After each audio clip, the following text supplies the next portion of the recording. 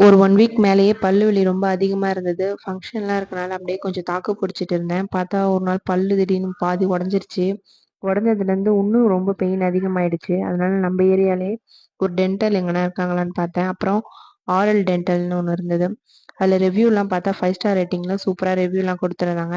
டாக்டரும் ரொம்ப கைண்டா சூப்பரா எக்ஸ்பிளைன்லாம் பண்ணி நம்ம எடுத்துடலான்னு சொல்லிட்டு பேச்சு குடுத்துட்டு அப்படியே எடுத்துட்டாங்க. டாக்டரோட ப்ரிஸ்கிரிப்ஷன்லாம் வாங்கிட்டு அங்கேருந்து வீட்டுக்கு வந்தாச்சு. 1/2 அன் ஹவர் கழிச்சு அந்த பஞ்சு எடுத்துட்டு ஐஸ்கிரீம் சாப்பிட சொன்னாங்க.